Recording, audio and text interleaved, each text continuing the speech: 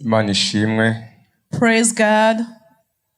Hezagira abakozi b'Imana bavuye hano kudusha mu mwanya mwiza. May God bless the servants who just prayed for us. Ibandanye kubasiga amavuta. May He keep anointing them. Kubera ibikorwa dukorera mu mwami si vy'ubusa. Because all the works that we do in the Lord are not void. Tudacobogoye, tutarushe, Without being tired, tuzobibona. If we don't give up, we will see them. Turashimira Imana kubw'ishengero ryose. So we praise God for the whole church. Imana ibahezagire. May God bless you. Dushimira Imana no kuba abashitsi baje uno munsi. And we thank God for all the visitors who came. Mwumve ko mwageze mu nzu ya Data. Feel home. Imana ishimwe. Praise God. Ya, reka twiga amajambo y'Imana make. So let us go into scriptures. Hallelujah. Hallelujah. Imana ishimwe. Praise God. Terambere ryarateye ni vyiza ariko buriya kino gitabo kiraryoshe kurusha ivyo tudownloadinga mu telefone yacu. So I like this old version of the Bible, the paper version. It's better than Tuze tumenyeye dufata tugendana igitabo c'Imana ni ntahe. Yeah, may we get used to holding the paper Bible. It's a testimony. Ikintu gikomeye. If there is anything great, no kugenda kino gitabo. It is to go with this book. Kigenda kigenda no mu modoka yanje. I carry it in my car. Uwinjiye ayibonye ngo mbega iyo ni Bibiliya. And anyone coming into my car, and when they see it, they ask me, is this the Bible? Kambya niyo nyene. And I say, yes, it is. Manishimwe. Praise God. Iki cyonyene ni ntahe. This on its own is a testimony. Hallelujah. Hallelujah. Turashimira Imana muri kino gitondo. So we thank God this morning. Ku bantu bashasha banyita Pastor Benoit. For those who don't know me, I'm Pastor Benoit. Yes, abahezagira abashitsi bacu. So may God bless our visitors. Dufite ijambo ryiza. We have a nice word. Ijambo nkunda. It's a word that I like. Ijambo rikomeye. It is a strong, powerful word. Agakiza. And it's called salvation. Je nakise gutya. So this is how I titled it. Agakiza kazana impinduka mu buzima bwacu. Salvation that brings changes in our lives. Akamaro k'agakiza. The benefit or the advantages of salvation. Kazana impinduka. It brings change mu buzima bwacu. in our lives. Ako niko agakiza. That's the true salvation. Agakiza. So salvation, si dini. It is not religion. Agakiza. Salvation, si dini na rimwe ku isi. It is not any religion around the world. Amadini yarahari. Because there were so many religions. Ariko but nagakiza kari gahari. There was no salvation. Nico gituma nituze twitiranye ibintu. So this is why we should not confuse Agakiza ni dini. We should not confuse salvation and religion. Religion kills, but salvation gives life. Salvation changes. Salvation will change a person who used to be in a bad things, they will be righteous. And that is true salvation. It will change a human being, the person who didn't have any image, and they will change that person's image. This is what I'm going to talk about this morning. Salvation, it is life. Salvation, it is the love of God.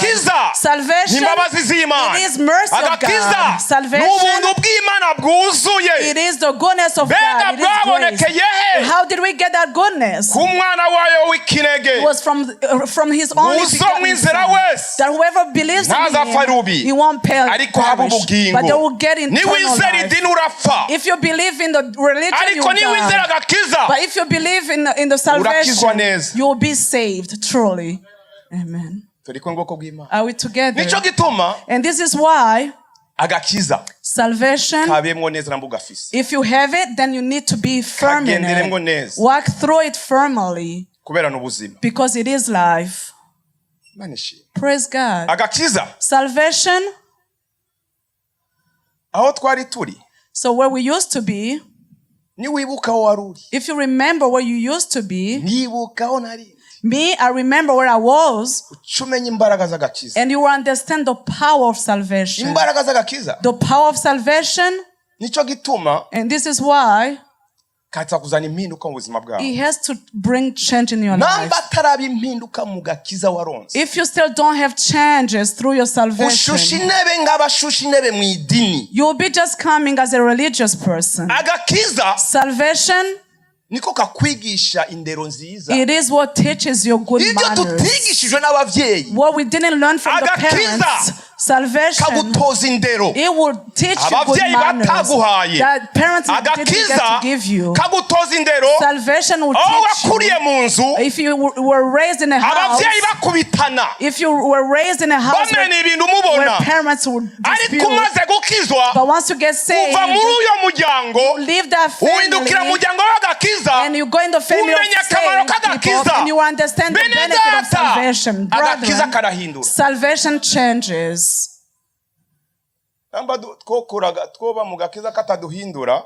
If we were to dwell in salvation without being changed, there will be no life. There won't be life. So being saved, it is one thing. Being saved takes only one day. It is just a word. When you confess with your mouth that Jesus is the King, you will be saved. If you believe that with your heart. So you just have to confess Jesus. You are saved. Then you enter in that process of salvation. Amen. Are we together? So we all confess. Those who haven't confessed yet, you can still confess today. But I want to talk to people who have been for years in religion, who have been years singing, preaching, being called pastors, deacons. And where is your salvation? Did it bring changes in your life? That's who I'm talking to. Let me say a few words. If you go in the book of Titus, chapter 2, umurongo wa 11, verse 11, gushika kuri 14. Gitabo cha Tito, abafeza Bibiliya gikurikira igitabo cha Timoteyo. It's after the book of Timothy. Changera kwene rupapuro rw'amajana 315 ngira niyo vyokorohera. Amajana 245 Imana ishimwe. Reka umukozi w'Imana dusomere mu Kirundi.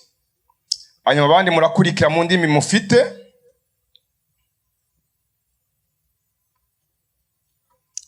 Gitabo cha Tito igice cha 2 umurongo wa 11 gushika kuri 14 havuga gute mukozi w'Imana? Ndasaba mu izina rya Yesu Kristo amajambo ravuga ngo uko ubuntu bw'Imana bwatuzaniye agakiza. Kuko ubuntu bw'Imana bwaserutse buzanira abantu bose agakiza. Butwigisha kwikunkumura ukutubaha Imana no kwifuza ivy'isi, bukatwigisha kwama tudahugumba, tugororoka, twubaha Imana mu gihe ca none, twitege ivyizigiro vy'amahirwe no kuzoseruka k'ubwiza bwa Yesu Kristo.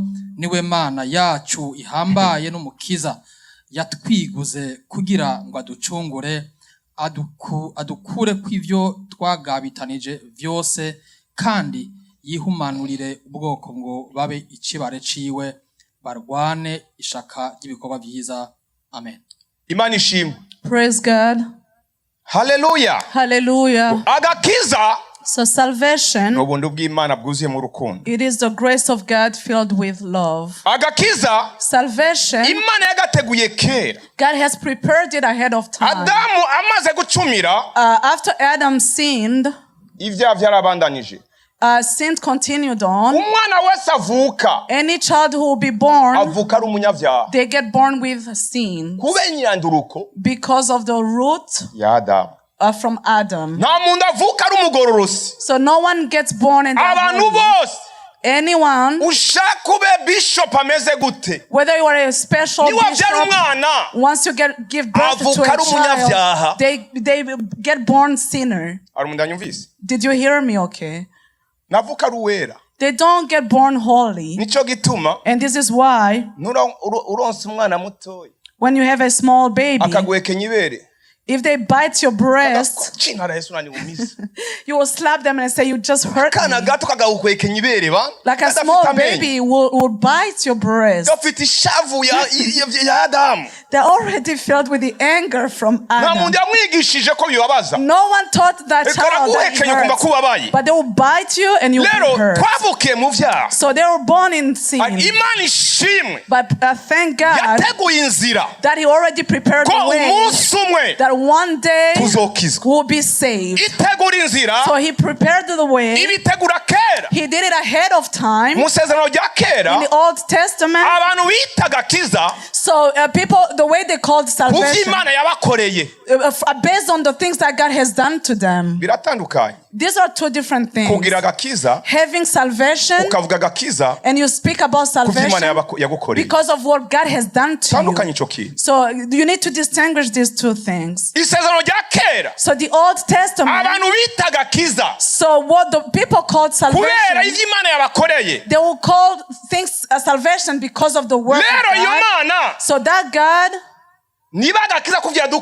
so He doesn't save us because of the things He has done to us. He has become the Savior of our life. So when God saved the Israelites, He said, oh, may God be blessed, He saved us. And He killed everybody. So He killed people from Pharaoh. Then they stood up and sang. Said, God has rescued us. But in the New Testament, it changes. The salvation we receive, it says that our enemies should also live. It tells our enemies that don't die before you get saved. It is very different from the Old Testament. If you read Exodus 5 from verse 1 and 2, they made a song to thank God because people were perishing. So brethren, our salvation, if anyone is hurt, you need to be hurt with them. If your enemy is hungry, you need to feed them. If you see anyone having issues, you need to care for them. And that's the work that Jesus did. Praise God. Praise God. So they will say, oh, God has saved us. Yes, He saved them from... It's because of the battles that He fought for them. And through those battles, it looked like God has a size to take. It looks like God was favoring some sides. So He will give up on a certain group of people, then save the other ones. But if you read the Bible clearly, in the New Testament, He changes His name. So those that I let die, they won't die any longer. Those who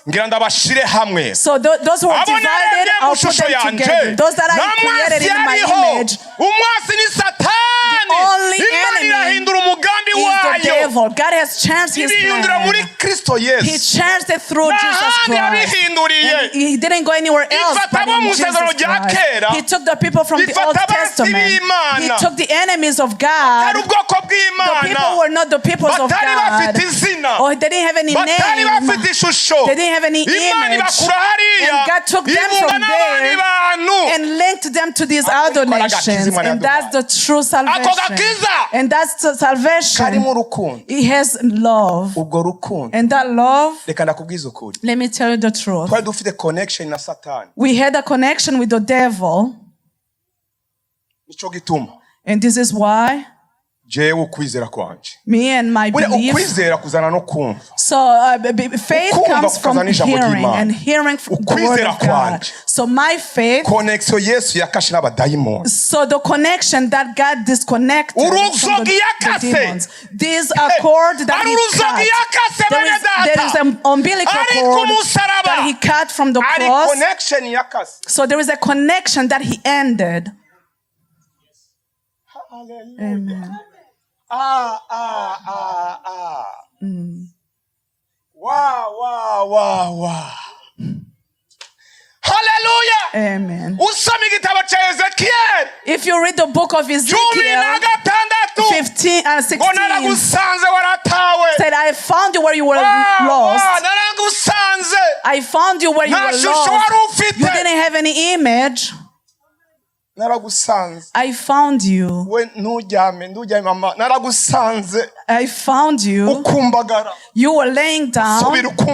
You were turning. You were rolling and rolling. And I say, in this dirt that you are in, leave. So no one was caring about you. No one will love you. Anyone passing by you, they won't feel any compassion. But when I came to you, I said, leave. So even if you are in this blood, when you were born, your umbilical cord was not cut. There is an umbilical cord that God has ended. He cut it through Jesus Christ. Can you read those words? Maybe they will understand better. I already felt the fire of God. Praise God. Praise God. So going to Ezekiel 16. Ezekiel 16 from verse 1. God does May God be blessed. He gave us salvation. The salvation that sets us free. Salvation that sets us free. Salvation that removes of the shame. Oh, salvation that will change our name. Salvation that took us from the bars. Salvation that took us from adultery. Salvation. Go slowly as Ezekiel 16. So listen to the love of God. Ijambo ry'Uhoraho ryongera kunzako. The word of the Lord came to me. Son of man, menyesha Yerusalemu ibizira vyabo. Confront Jerusalem with her detestable practices. Utukuni kumwami Uhoraho abarira Yerusalemu. This is what the sovereign Lord says to Jerusalem. N'amavuka yawe. Your ancestry and birth uruwo mu gihugu c'i Kanani. Were in the land of the Canaanites. So yari umwamori. Your father was an Amorite. Nyoko yari umuhetekazi. And your mother a Hittite. Mavuka yawe. On the day you were born. Umunsi wavutseko. Uruzogi rwawe. Your cord ntirwagabiwe. was not cut. Stop there. Your cord.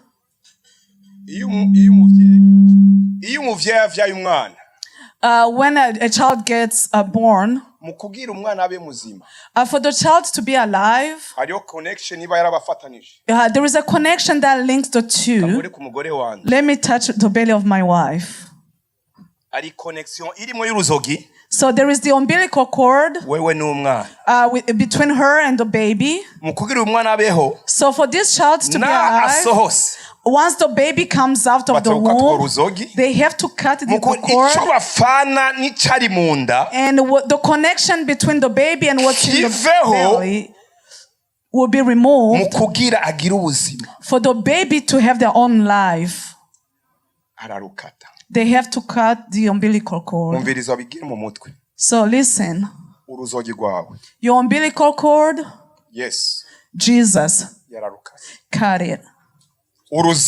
The umbilical cord. connection wari ufite n'abadayimoni, The connection you had with the connection wari demons. ufite n'abiwanyu, Connections with the family connection wari members. ufite n'imizimu. The connections with Yesu ageze the ku demons. musaraba, When Jesus went on the akatija cross, connection he yose cut all these connections y'abadayimoni. from the Icyo gituma demons. bene data, iga ijambo ry'Imana urimenye. You need to learn the word of God and Agakiza understand it. nikaguhindura. Salvation Uri doesn't hejuru change. y'abadayimoni. You are above the Agakiza demons. nikaguhindura. Yeah, the Uri hejuru salvation, y'imivumo. if it changes Agakiza you, you nikaguhindura. become above Uri hejuru the y'ibintu byose curses. bibi. You are above any bad Ntabwo things. ugihura n'ibyo bintu. If you are still facing those Agakiza things, nikaguhinduye. so maybe those your salvation didn't change you. Hari umuntu anyumvise? Did you hear me? Hari umuntu anyumvise? Did anyone hear me? Ntabwo ugikurikiranwa n'ivy'iwanyu. If you are still connected Ariyo connection utemeye kwicika. to your generational Waje mu curses, rusengero. if you're going to Uza church, gukizwa. you came and Kubera got ushaka saved ibintu. because you wanted Uza things. gukizwa. Maybe you came Wararushe mu isi. because you are tired from Ubu uri the world. umugabo. Now you are a Reka grown-up ngende mu man. rusengero. Let me go in the Ngende church. gukizwa. Let me be Ndondera saved. umugabo. Let me Icyo get nicyo a cyakuzanye mu husband. gakiza. Maybe that's what brought you to Uracyafite connection salvation. n'abadayimoni. You still have the connection with the demons. I don't know if you're hearing me okay. Urashobora kuba uri mu rusengero. You may be in the church, Ariko but icyakuzanye what brought you here, si Yesu. it is not Jesus. Icyakuzanye What brought you here, ikindi it is something else. nturakizwa. That means you haven't been gituma saved yet. And this is why bigukurikirana. those things follow you. Bandanya gato. ntiwarushe wuhagirwa amazi ngo utungane, Nta muntu yakwitayeho. You were not washed with water. nta wakwiritse mu munyu namba, Hakuna mwari kufuatilia, nta muntu n'umwe yakwitayeho. You were not rubbed with salt canke ngo agushire mu twahi, or wrapped in clothes. nta wagushizeko akajisho ngo akugirire akagongwe, No one looked on you with pity kugira ngo agire ico agukorera muri ivyo, or had compassion enough to do any of wakugirira these things for you. ikibabarwe, ariko washiburiwe mu gahinga umunsi wavutseko, Umviriza. Rather, kuko you wari were uteye thrown ishishi. out into the open field. maze nguserutseko, We were Maze thrown, guseruseko. but when I passed by mbona you, ingene ukumbagara mu bisanza Numva vy'amaraso, ingene ukumbagara, I saw you urakumbagara, kicking urasubira about ugakumbagara, in your ugasubira blood. ugakumbagara, ugasubira ugakumbagara. ndakubara nti naho uri mu maraso Nawe yawe uri muri ayo and I maraso, said to you, ndaguteretse baho, nawe uri if you're muri in ibyo this byaha, blood, leave. nawe uri mu bintu Even if bidashoboka, you're in the sins, ndaguterese baho. I Ngo nawe command ibyaha you, byawe leave. by'abatukutuku ng'amaraso. Even if your sins Nimwabyemera will be as red kubyihana, as the blood. ibyaha byose ndabihindure. If you agree to repent, I will change them. So I command Uriyo you, leave. kubw'Imana. You are here because of Uriyo God. kubera umuntu. You are here because Uriyo of kubwa God. Agakiza. You're not here because of Uriyo anybody kubwa else. Kristo. You are here for Christ. Nicyo gituma And this is why abadayimoni baguhiga, the demons that are after you, bakakubura. will not find you. mbere narakubariye nti naho uri mu maraso yawe Naho uri mu maraso ndaguteretse baho, Baho. I told you, even if you are in the blood, leave. nakugwije nk'urumerera rwo mw'itongo, Narakugwije. Imana uragwira irakugwiza. urakura Urakura. ushika kuba umunyakaranga keza, Agakiza, umva Agakiza ivyo kadukorera bene. amabere yawe arahagarara, Urabera neza kabisa. n'umushatsi wawe urakura, Urakura neza. ariko wari gusa ugenda Yo amenyo, wari gusa. Yeah, you used to be naked. maze ndaguserukako, Ndaguserukako kandi. Then I passed by you. Ndakwitegereza. I mbona looked at yuko you. ushitse mu gihe uteye igomwe, Uteye igomwe. maze nguterera ku mwambaro wanje, Uteye igomwe, abantu barakubona ikiguterera ku mwambaro. So he nambika clothed ubwambure you. bwawe, Umviriza, ari umwambaro twambaye. There was a cloth that Twari ubusa. we were wearing. Mbere We used to be narakurahiye. naked. Narakurahiye. sezerana nawe isezerano, Nawe isezerano. ucika uwanje, Ushika uwanje. ni kumwami uhoraho agize. Nukumwa gumiza no ngaho. So you became mine. Ubwo ni gwa rukundo rw'Imana. This is the love of God. Ari izindi jambo nkunda. There is another word that I like. Yeremiya 31. Jeremiah 31, Narizi no mu mutwe ku murongo wa 3. verse 3. Ngo naragukunze urukundo rw'ibihe bidashira. I loved you with an everlasting love. Naragusanze ahantu watawe. So I found you where you were Naragukunze rejected. urukundo rw'ibihe. I loved you with an Ngo nicyo everlasting gituma love. And this is why ndakwiyegereza. I brought you closer to me. I have so much compassion for you. I will rebuild you. You will be rebuilt again. The love of Jesus came to build us again. He loved us with an everlasting love. He gave his only begotten Son so that whoever believes in him won't perish but will get eternal life. And that's the salvation. Isaiah. So I pushed away this veil. So I pushed away the veil. And I removed it so you can find salvation. When Jesus was on the cross, the veil was cut. And anyone entered. So who do you want to enter on your behalf? Who do you want to send on your behalf? If anyone else is tired, even the one that you want to send is already tired, they have their own problem. He cut the veil for you to enter, for you to get into the holy place, so you can grasp your own promises. So enter it. And that's the salvation I'm talking about. That brings changes. So God has given salvation for us to be changed. And that is true salvation.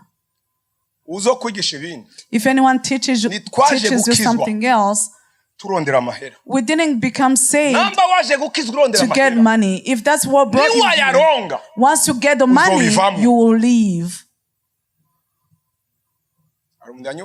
Did you hear me? So whatever you came to look for in Jesus, if it is eternal life, then you are blessed. If you are after things, you may get those things and give up on Jesus. So you will know that somebody is an adulterer once they get money. Praise God.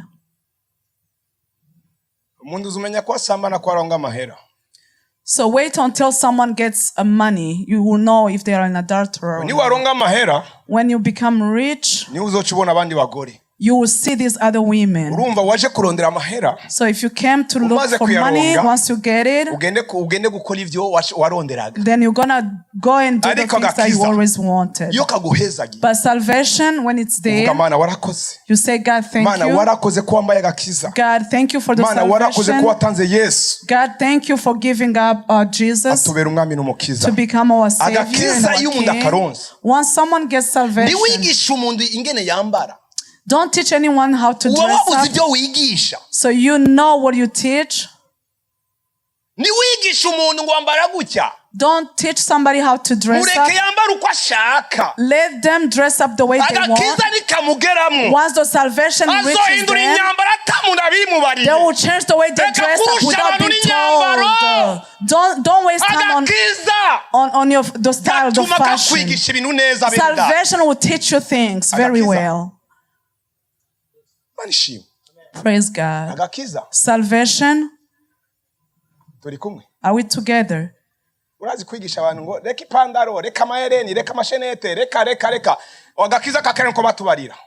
We used to hear that we don't do the dreadlocks, we don't do twist, we don't do earrings. That no, it's not written anywhere. It's not the demons. That's the religion. But salvation will set people free. Salvation will teach you and you will change your life without anybody telling you. And that is the salvation I'm talking about. Salvation, it is life that changes you. Before you get changed, then don't think it's going to change anybody else.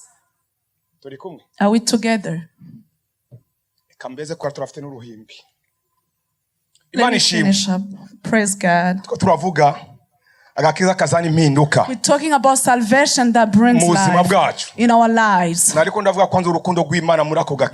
So I was talking about the love of God through salvation. For us to receive it, it was because of the love of God. muri ako gakiza In that salvation, ntugacire abantu urubanza. don't judge anyone else. Agakiza twaronse, So the salvation we received, agakiza k'abantu baronse mu mashengero, the salvation that people got from churches, babaye abajaji b'abandi, they became the judges of others. n'agakiza waronse. That's not the salvation. Uri mu idini. You are in a religion. Agakiza Salvation gahindura ubuzima bwawe, will change your own life, bumaze guhinduka and after your own life gets abandi changed, bakakurabirako others will look after you bagahinduka. and they will change. Agakiza kawe So your salvation, n'abakaraba abandi if it only pertains to ngo others, bameze uku n'uku n'uku, looking at the way Agakiza they look, ufise. that's not true salvation. ndanyumvise. Yesu ashimwe bwoko bw'Imana. Praise God. Agakiza So salvation, ngo reka inzoga zizokwica mureka zinywere, you tell somebody stop drinking, ntuzimugurira. let them drink. You don't Agakiza buy. nikamugeramo Once the salvation reaches them, azoziheba they're gonna stop drinking utamwigishije. without you telling them. Ngo wamboregwa we, You say you drunk person. ngo muzo izo mboregwa nizo yafiriye ba. So these drunk people, that's who Jesus died for. Manishimwe. Praise God. Ngo ubwo bwishime bwawe You are so ubwo niko prideful. yafiriye. That's who he came to die Rero for. wewe ntugace imanza. So don't judge anyone else. Agakiza Salvation kakwigisha will teach you kwikungumura to shake ibibi byose up any ku giti wrongdoings cawe, on your own. ivy'abandi Then whatever others do, nyene vyo arabibona, the owner knows. sio byako. It's not your business. Nasema sio byako. It is not your business. Abakristo banone So Christians bakurikira nowadays, umuntu ahaciye hose, they will go and follow, someone babona bagera mu kinogo, to see if they're gonna trip.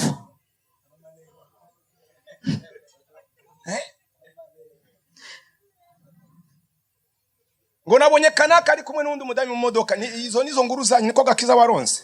You will say, I saw this and that being with a woman in a car. Is that your salvation? Ugacubwira umugore wiwe, And you will tell this man's wife or the husband's wife. umugabo wawe nabonye undi umukobwa ari muri rya modoka yanyu. You say, oh, I saw your wife Ako being niko with gakiza another man. waronse. Is that the salvation you received? Agakiza Salvation kazana impinduka. brings changes. Imana turi kumwe bwoko bw'Imana. Are we together? Agakiza So salvation karaguhindura will change you ukabicaremwe gisha. and you become a new creation. Agakiza Salvation karaguhindura will change you ugafuka ibibi by'abantu, and you will cover up other people's evil. ukamusengera. You will pray for that person. Agakiza Salvation. agakiza iyo Salvation. ukabayemo neza, If you are into niwabona it, mwene so when you see your umuririmbyi brethren, mugenzawe if you see ari another mu singer, makosa if they're doing something wrong, urayafukira, you cover it up. mwararaza. You don't just go around and Ako gossip. niko agakiza. And that is true salvation. Agakiza Salvation. nako gufukana, It is to cover up each utararaza other. umuntu, It's not to go around and gossip. ukamusengera, You pray for that Imana person. ikamukura muri za ntengenge harimo. And God will remove this person Ako from his niko agakiza weakness. ndiko ndavuga. And this is the true salvation Ako I'm niko agakiza talking ndiko ndavuga. about. Sitwa rumbe karanyumva. Yeah, I don't know if you're hearing me okay. Agakiza Salvation, ngo samajambo it is not about words. no buzima. It is life. Agakiza Salvation, si bitiko turavuga. it is not just the words we're speaking. Aha twese dusa neza. We look beautiful. Hari abantu baraye muri boîte ngaho. There are people who spend the night in the nightclub. Bakarara muri boîte kabisa. Yeah, they will spend the night in the nightclub. Uramusengera, Imana izamukure muri iyo boîte. Yeah, pray for that person. Ngo boîte izokwica. You're going to tell them that they're going to Naturi die in the nightclub. Helping them. Imana ishimwe bwoko bw'Imana. Praise God. Agakiza Salvation. turi mu Bubirigi, madame arambwira ngo ndakugere cagipete kinini ngo cambare, nikambia siweze ukivara kabisa. When we were in Belgium, my wife said that she wants to buy this big ring. and a necklace. I said, no. And I said, even if they're beautiful, I can't wear them. So me, I don't usually wear my necklace.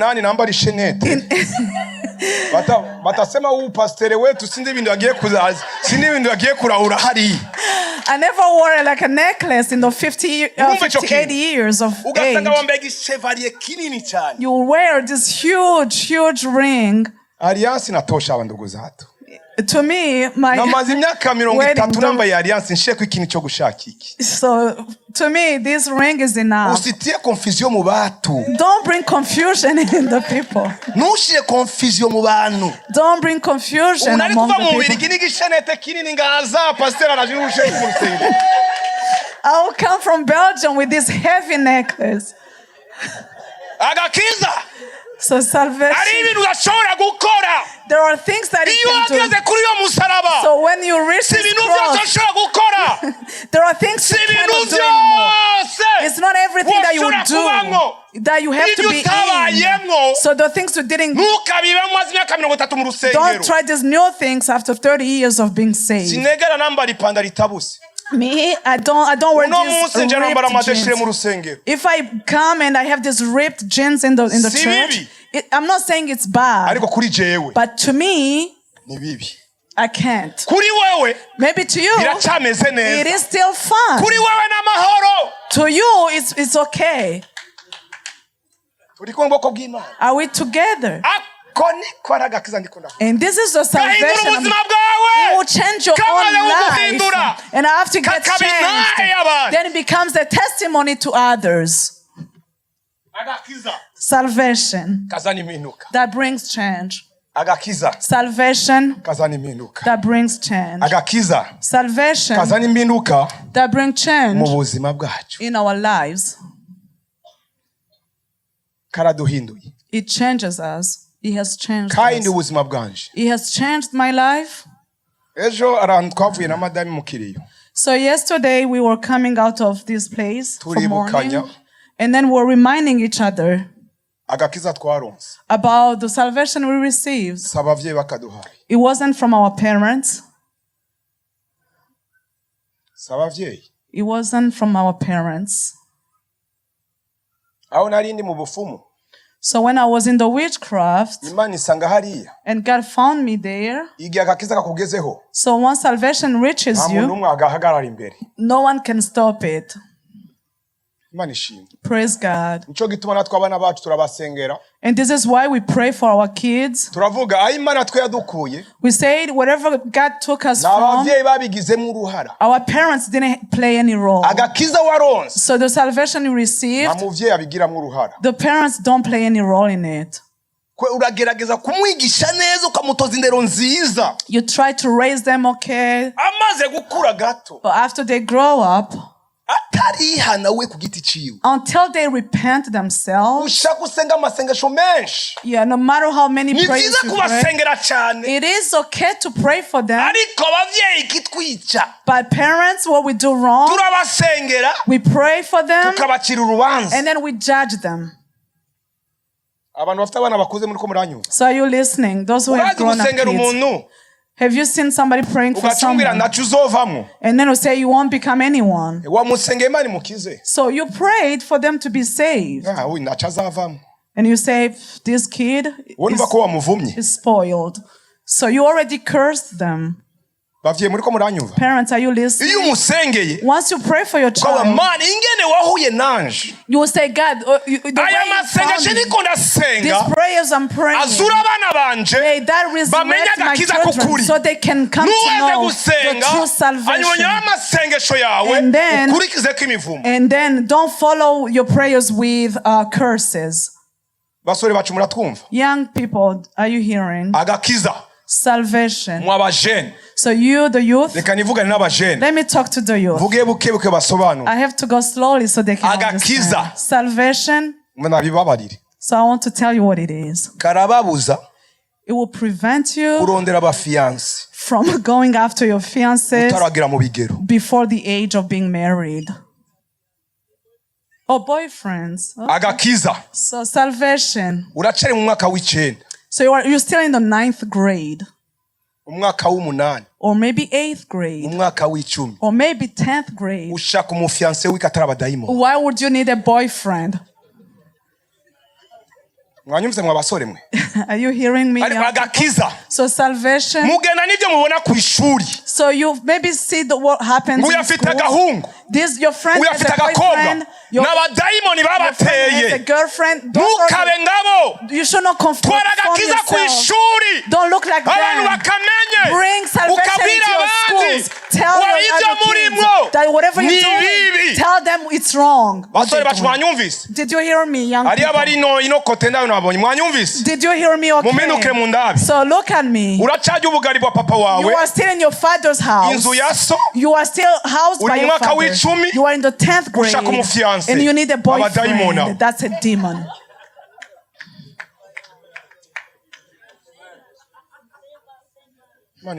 Praise God. So salvation, He won't let you to get a boyfriend before the age. A salvation will teach you once you are young. And like a young person will be a good example to others. And that is true salvation. Praise God. Our children, did you hear me? If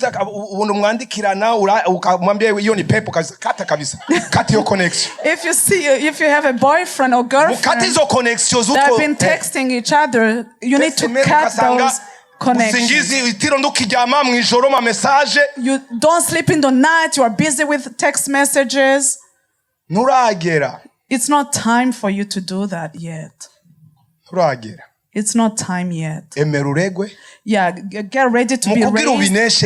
So for you to overcome that, you have to have true salvation in you. Praise God.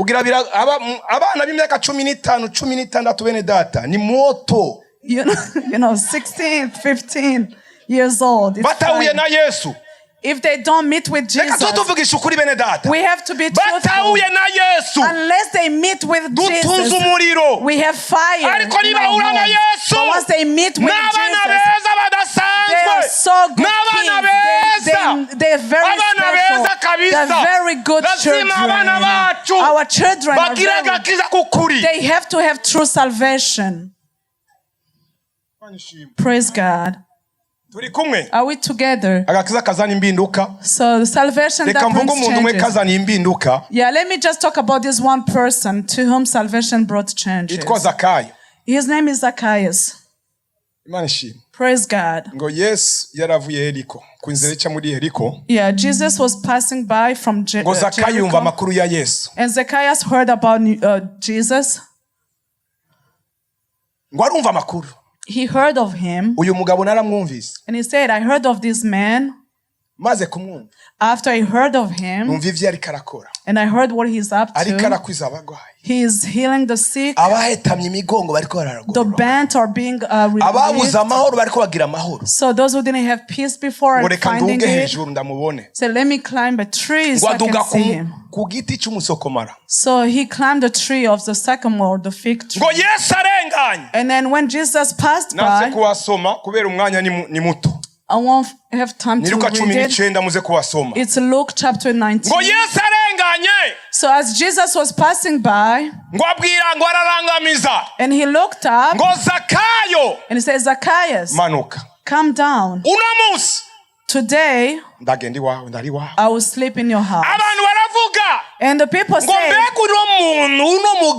how come this man who pretends to be a prophet, he entered in a house of a sinner? So they say these words. Then there are words that Zacchaeus said. And before they talked to Jesus, he didn't teach him. He didn't minister to him. So the fact of Jesus going into Zacchaeus' house, the life of Zacchaeus got changed. Then he said these words. He said, my portion So from my portion, I will feed the orphans. And then he started repenting himself. So once the salvation is there, it goes deep in you. You start seeing the evil side that you have before anyone tells you. Salvation will make you see your evil side. Then he started saying these great things. Listen. So Jesus was just listening to him. And then he kept healing. Keep saying, keep confessing, keep getting peace, keep getting love. And then he said this other word. So those that I mistreated, those that I stole from, those that I stole from, I will pay them back 4 times. Did you hear that? Me, I did business. If there are any great thieves, the tax collectors. That's why the word of God says it's hard for them to go in heaven. Me, I was one of them. I used to do business. I'll bring, like a then I would change names of the things I had. I would change the invoices. And I'll be in church. So, God, may God bless you. May God be blessed for bringing us in America. So we used to really... You have these trucks filled with goods, but then you will change what's in them. And he will say, I have to punish you. We will have, you will see somebody being paid like 200,000. They have over 20 houses in the country. But because they steal the money from the government. So Zacchaeus had stolen from so many people. And then he said this word. Say, now, I'll pay them back 4 times. Imagine paying somebody 4 times. You don't know what it is to pay somebody 4 times as much. So if he took 10 million,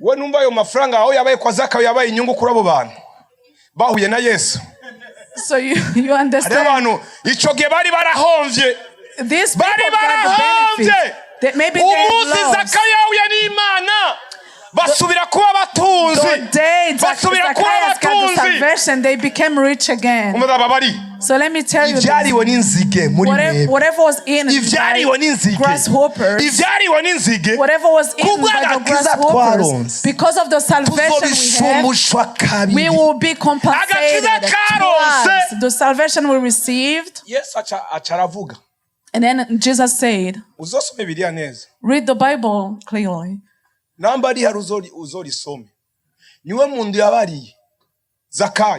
He said to Zacchaeus, today Agakiza, salvation has entered. Today, Zacchaeus, what you have done is overwhelming me. I'm the king. I am the king of peace. So you are repenting yourself without me telling you. So let us be ministering without judging. People repent themselves. He still says the same. Today salvation enters. It enters. Then people were astonished. The people in the back, they were cursing. They were saying this man is not a good one. He entered in a prostitute's house and she was pouring her oil over him. People were insulting him. But Jesus enters. He enters where people don't go. Jesus will bring salvation. So he found this person bent for 18 years. It was on the Sabbath day. And Jesus told him, said, you, from now on, be straight up. People were so sad. They were very upset. And then Jesus said, What brought me on earth is to find the lost. I didn't come for the righteous. I didn't come for the righteous. I came for the lost. So the sins that made you bad. So there is a man who brought salvation. Today that person can make you straight up.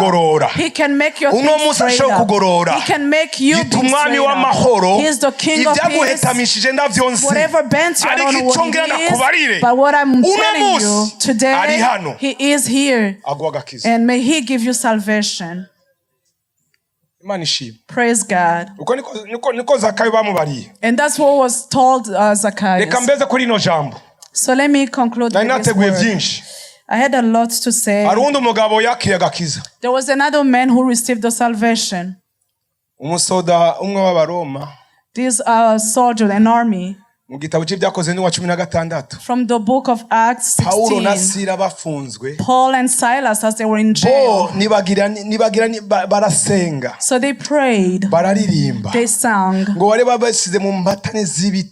They were like tied up with woods, pieces of woods, and the gates were open. Chains fell. And the soldier that was outside, after he saw the gate opening, almost killed himself. And Paul said, stay still. Even if you tied with the pieces of wood, we are alive. Don't kill yourself. He said, what can I do? What is it that I can do? Brethren, there is nothing else you can do to your enemy. You wish salvation for them. He said you need to repent and get saved. And that's the benefit of the salvation you receive. It will free you up, and then it will set others free.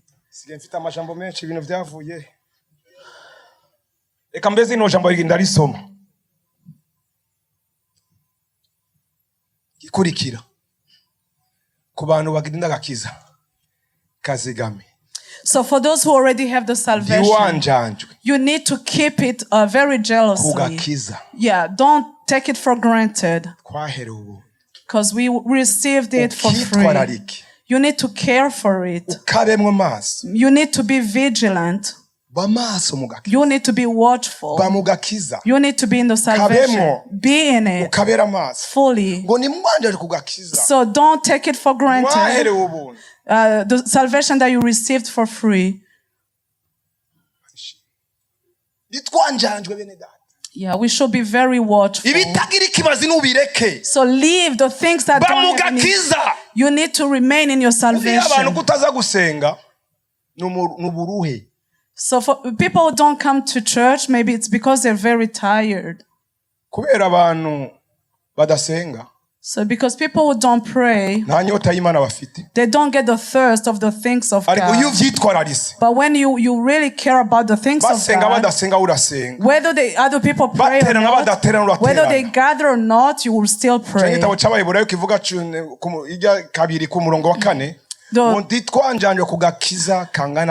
Hebrews 2 verse 4. I'm going to go in the book of Chronicles. And then we'll pray. I need to read that. Praise God. Agakiza kazana impinduka mu buzima. Agakiza kazana impinduka. Salvation that brings changes in our lives. If it brings changes in our own lives, it will change other people. It has to start with you. Then it will start. It will serve others. It has to help you first. So the salvation that brings change, that's the true salvation. The first book of Chronicles 16.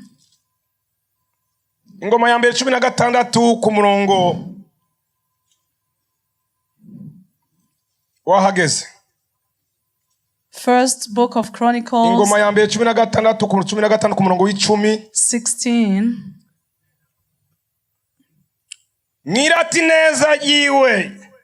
Mwirate izina ryiwe ryera. Imitima irondera Uhoraho inezeregwe. mumurondere uhoraho n'ingomezi zanyu n'ingomezi ziwe, mumurondere mu nyonga hiwe ibihe bidashira. Aha niyo narondera kuri 23 akavuga 23 havuga gute 23? Yemwe avuga gute? Yemwe abari mu isi mwese muririmbire uhoraho, mumenyekanishe agakiza kiwe uko bukeye. Sing to the Lord, all the earth. Mwamaze mu mahanga ubwiza bwiwe. Proclaim his salvation day after day. N'ibikorwa bitangaje yakoze. Declare his glory among the nations. Mu moko yose. His marvelous deeds among all the people. All the people on the earth. So the people who receive salvation, there is no other reasons for you to be here other than proclaiming the salvation. So the people on earth, so the CLC's servants, may we proclaim the salvation. We need to display the salvation. We need to live in salvation. Salvation, it is what takes away all the hatred. People usually they won't hate each other, but they are. It's only through salvation that the hatred can be removed. So if there is salvation in any given home, the home will have peace. So people who are saved, and then they will live together in the home. If they don't have peace, that means they lost something. Maybe the foundation, which is salvation. Salvation will make you understand things on the same level. Once you disagree on certain things, even Jesus, you won't understand him the same way. Praise God. Did you hear me? Once we hear about Jesus the same, we will say the same things. We need to be preaching the gospel and salvation.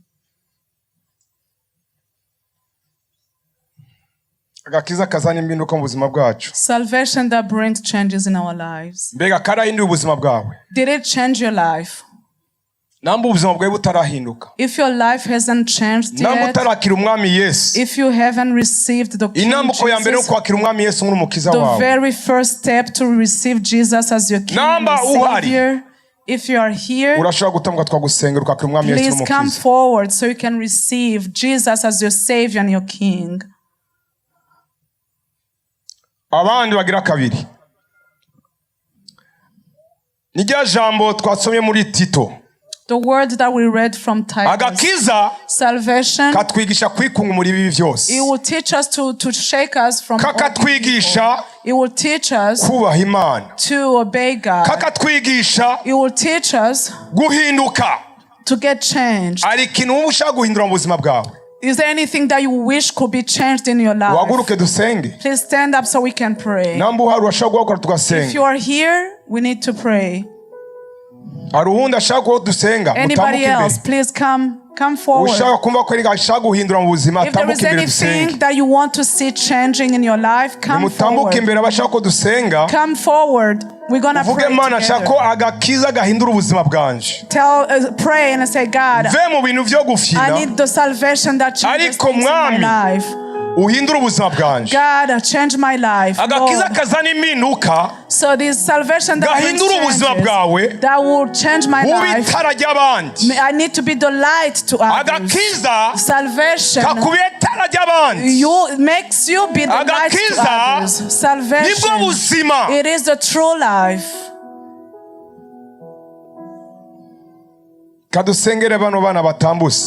Let us pray for these young people. King Jesus, I praise you for your word. For your word is life.